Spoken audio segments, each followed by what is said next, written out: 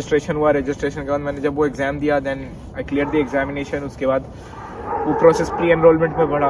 आपने pre enrolment summary कर दी मेरे को भेज भी दिया। फिर वीज़ा की तरफ हम लोग गए तो visa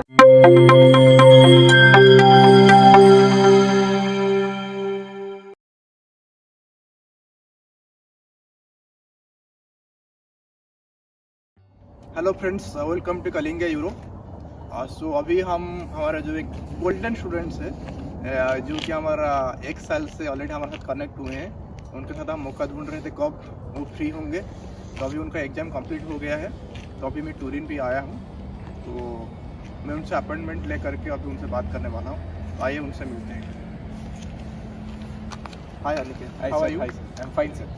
Okay, so can you introduce yourself? Small introduction. Yes, sir. So I am Aniket and I'm 20 years old. I'm from Gurgaon. And I've completed my school education from Gurgaon itself, and now I'm here studying at Polytechnico in computer engineering.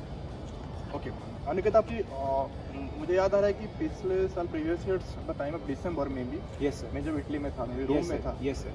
उस time पर आप मुझे contact कर रहे थे, Yes, sir. Right? जैसे कि हाँ। आपका सैट बुकिंग के लिए फर्स्ट आपसे मेरा जी सर।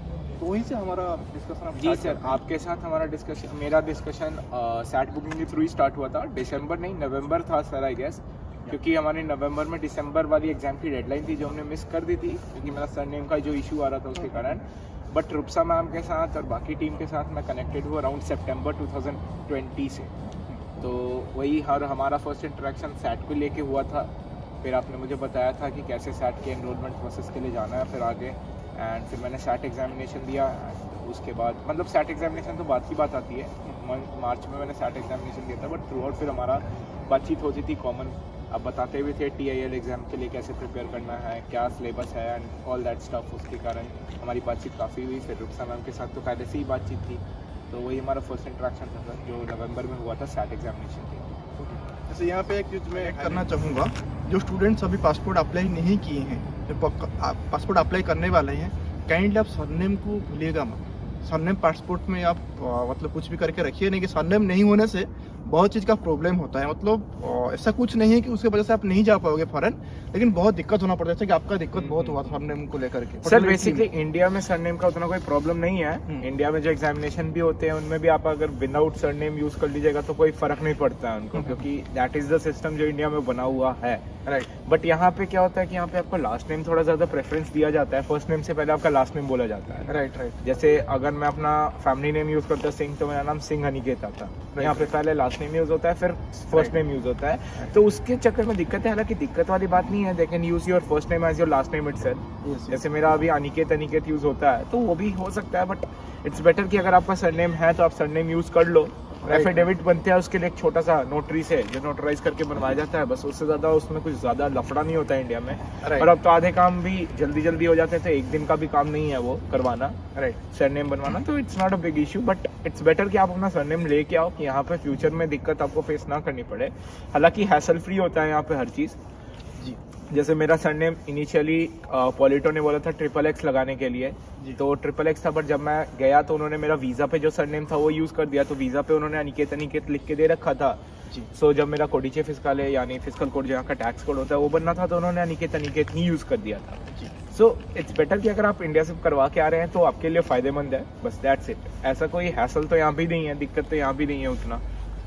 तो आप थोड़ा आपका जो कंप्लीट प्रोसेस है, जैसे कि from India to Italy, yes sir, उसको ब्रेक करके कैसे आपका प्रोसेस आप स्टार्ट किया था, उसमें कलिंगा यूरो का पार्ट क्या रहा है, किस तरह से आपका जर्नी हुआ है कलिंगा यूरो के साथ इंडिया से इटली, तो थोड़ा सा उसको एक्सप्लेन करें।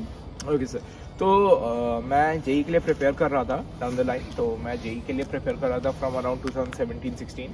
ऐसे ही मेरा प्रिपरेशन जेई का स्टार्ट हुआ था, क्योंकि ऑब्वियसली इंडिया में अगर आप रहते हो तो आपका वो एम रहता है कि आप जेई क्रैक करो।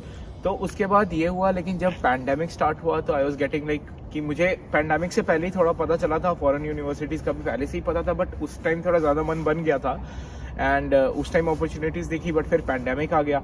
पैंडेमिक आने के बाद काफ़ी यूनिवर्सिटीज़ ने 0 ईयर घोषित किया, काफ़ी कंट्रीज़ ने भी 0 ईयर बोला। बट फिर थ्रू आउट उसके बाद मेरे पापा ने देखना स्टार्ट किया डिफरेंट कंट्रीज़ का, तो उसमें आप लोग के थ्रू शायद वो कलिंगा यूरो के साथ वो जुड़े, आई थिंक थ्रू फेसबुक। पापा ने मुझे बताया, पापा से ही मेरी बातचीत हुई, पापा ने मुझे कोर्सेज का एक ब्रीफ आइडिया भी दिया क्योंकि उनकी बात हुई थी मैम से। तो उसके बाद फिर मैंने खुद मैम से कनेक्शन में आया, मैम को मैंने बोला कि मैम मेरे को पासपोर्ट एप्लीकेशन भी करना है, एंड वो उस टाइम तक मैंने कर भी दिया था क्योंकि मेरे को पासपोर्ट अल्टीमेटली बनवाना था, बिकॉज मैंने बोला कि प्लानिंग कर रहा था मैं अब्रॉड की, एंड पासपोर्ट रखना भी चाहिए आपको, कब ना जाने क्या आपको ऐसी सिचुएशन आए। तो मैम ने बोला कि ठीक है, मैम ने मुझे कोर्स कैटलॉग भेजा था, एंड मैं इंजीनियरिंग स्टूडेंट ही था तो मुझे इंजीनियरिंग के अलावा किसी और फील्ड में जानी नहीं थी, मेरा एम ही इंजीनियरिंग में था। तो मेरे को वो था, तो मैंने पॉलिटो का देखा, फिर मैंने पॉलिटेक्निको के बारे में पढ़ने गया, पॉलिटेक्निको दी तोरिनो के बारे में पढ़ा, देखा, यूनिवर्सिटी की रैंकिंग देखी, प्लस ये चीज़ पता चली सर कि देखिए अब आप किसी और कंट्री को भी बच्चे बोल सकते हैं कि आप चूज़ कर सकते हो, but when you are getting a good quality of education with little to none tuition fee and you tend to go there, आप वहाँ जाना चाहते हो। तो मैंने वो चीज़ों के बारे में पढ़ा, मैंने कोर्स के बारे में पढ़ा, मैंने देखा कि कोर्स कैटलॉग पहले से दिया हुआ है, क्या क्या आपको पढ़ाया जाएगा वो पहले से दिया हुआ है, तो मैंने उसी को यूज़ किया और सोचा कि नहीं, I should go ahead with this. फिर मैंने आपसे जैसे मैंने बताया कि दिसंबर में सैट को लेके बातचीत हुई, टेल एग्जामिनेशन को लेके बातचीत हुई, तो इन सब की बातचीत हुई हमारा थोड़ा इंटरेक्शन बढ़ा भी। फिर आपने मुझे सैट के बारे में बताया, तो सैट के बारे में तो ऑब्वियसली सब जानते हैं कि कैसे प्रिपेयर करना होता है, क्या करते हैं, टेल के बारे में बताया। तो वो एक जर्नी थी जो सैट से स्टार्ट हुई। सैट में भी मेरा स्कोर अच्छा था, आपने बोला भी था कि आपका सेपियंजा में भी हो जाएगा उस स्कोर के तहत, बट अब मेरा एम था पॉलिटेक्निको के लिए, तो पॉलिटेक्निको दी तोरिनो के लिए उसका खुद का जो एग्जाम था टेल के बारे में आपने मुझे बताया। मेरा रजिस्ट्रेशन हुआ, रजिस्ट्रेशन के बाद मैंने जब वो एग्ज़ाम दिया, then I clear the examination. उसके बाद वो प्रोसेस प्री एनरोलमेंट में बढ़ा, आपने प्री एनरोलमेंट समरी कर दी मेरे को भेज भी दिया। फिर वीज़ा की तरफ हम लोग गए, तो वीज़ा के टाइम पे भी सारे डॉक्यूमेंट्स वगैरह सबका आप लोग ने देखा, आप लोग ने मुझे बताया कि हाँ आप कुरियर कर दीजिए, आपका अपोस्टिलेशन होके जो भी डॉक्यूमेंट्स नीडेड हैं वो सब आपके पास पहुँच जाएंगे, इवन ट्रांसलेशन भी। तो एक तरीके से मैं बोलूँगा it was very hassle free through out. फिर हम मिले भी इटली में आके पहली बार फेस टू फेस, जब आप एक बार बीच में ट्यूरिन आए भी थे तो, एंड फिर हम लोग क्रिसमस टाइम में मिलान में मिले, तो काफ़ी इन्जॉयफुल रहा उसके बाद की जर्नी। फिर हम लोग अब एग्ज़ाम में बिजी हो गए, तो अभी हम लोग दोबारा मिल रहे हैं एग्ज़ाम के बाद सर। तो यही जर्नी थी सर मेरी थ्रू आउट। मेरे पापा से एक्चुअली स्टार्ट हुई थी पहले बातचीत, एंड देन फिर मैंने बातचीत आगे की। ओके, एंड और एक चीज़ इसमें ऐड करूँगा मैं, जैसे कि दिल्ली एम्बेसी का, जैसे कि इस साल जो बहुत सारे स्टूडेंट्स का रिजेक्शन आया है दिल्ली एम्बेसी, और दिल्ली एम्बेसी के बारे में बहुत सारे स्टूडेंट्स का कुछ कंप्लेन भी रहता है कि वो बहुत कोऑपरेटिव नहीं है। जी सर। तो आपका पर्सनल एक्सपीरियंस क्या है सर? एक चीज़ जो मैं कहना चाहूँगा जो इम्पोर्टेंट है बच्चों को समझना, वो ये है कि कोलकाता और मुंबई में काउंसलेट काम करता है। दिल्ली में आपका जो वीज़ा ग्रांट होता है वो एम्बेसी से ग्रांट होता है। तो जो एम्बेसी होती है कंट्री की, वो हर मतलब जनरली कैपिटल में ही होती है। जैसे हमारे दिल्ली में पूरा एम्बेसी एरिया है, जो लोग दिल्ली में होंगे उनको पता भी होगा वो एरिया के बारे में। सीपी से निकलते, कनॉट प्लेस से निकलते ही थोड़ी दूर में वो दिल्ली एम्बेसी एरिया पूरा पड़ता है। अब embassy does not only works for visa, embassy का डिप्लोमेटिक वर्क भी होता है, एम्बेसी की बाकी चीज़ों की भी वर्क होती है कि वो इमिग्रेशन प्रोसेस जो इटालियंस इंडिया में रह रहे हैं उनके लिए वो वेलफेयर देखे, इंडियन और इटली का रिलेशन के लिए वो काम करे। तो एक एम्बेसी में जो वो काम चलता है वो एक बहुत लार्ज स्केल काम होता है, और वहाँ पे वीज़ा आई शुड से कि हाँ इम्पोर्टेंट काम रहता है, बट वीज़ा उनके लिए उतना भी इम्पोर्टेंट काम नहीं रहता है जितना डिप्लोमेटिक टॉक्स रहता है। कोलकाता और मुंबई एम्बेसी का क्या है कि डिप्लोमेटिक टॉक्स का लेवल कम है, वीज़ा का लेवल थोड़ा ज़्यादा है।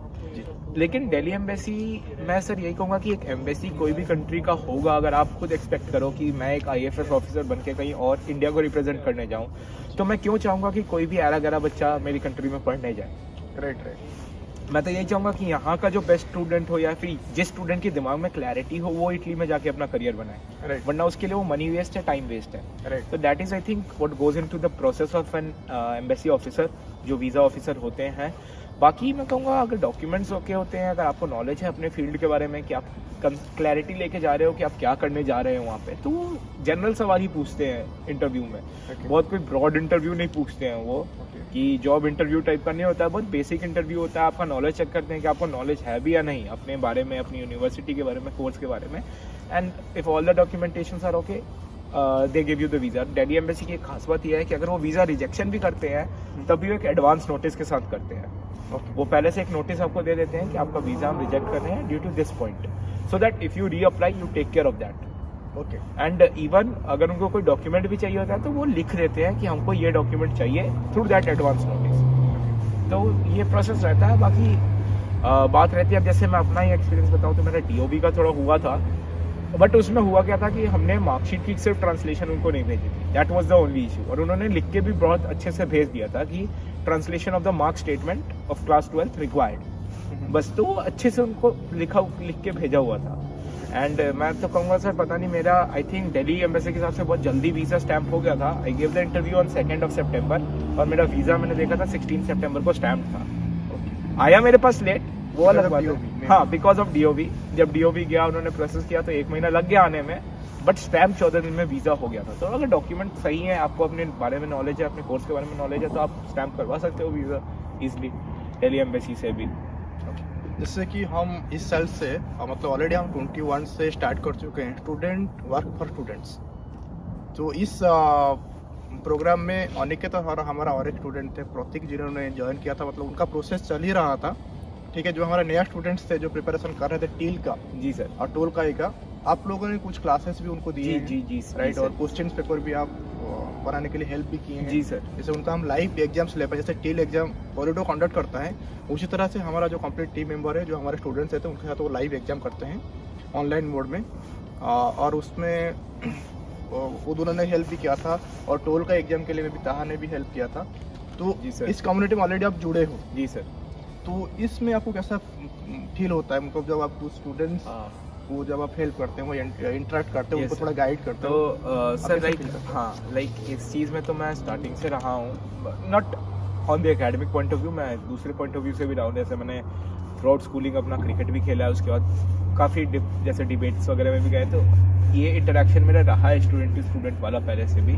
तो जब मैम ने मुझे बोला कि how to get the sample paper of TIL, तो मैंने बोला कि मैम सैम्पल पेपर तो TIL का मिलता नहीं है इतनी आसानी से, जो बस वो एक एक्सरसाइज उन्होंने अपने पोर्टल पे डाली रहती है वही रहता है। तो आई सेड कि मैम हम बना सकते हैं, और हम फ्री भी थे तब।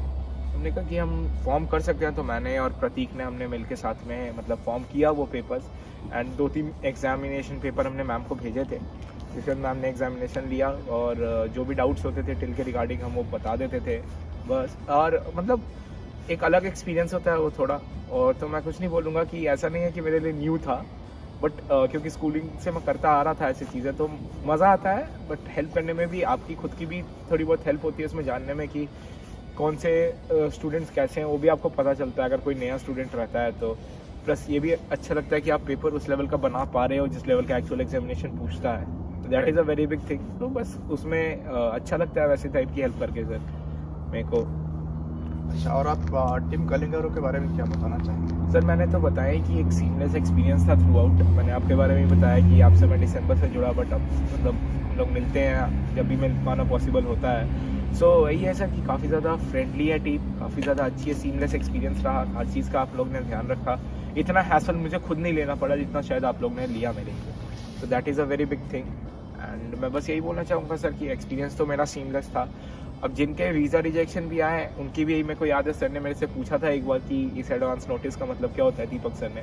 तो मैंने बताया भी था कि sir may be income tax return अच्छा नहीं दिखाया होगा उन्होंने, या कुछ तो अच्छा लगा कि सर मुझसे भी कंसल्ट कर रहे थे जब मेरा वीज़ा आया कि ऐसा क्यों हुआ कि उनका वीज़ा रिजेक्ट हो गया। तो वो चीज़ें हैं सर, जब आपके लिए कोई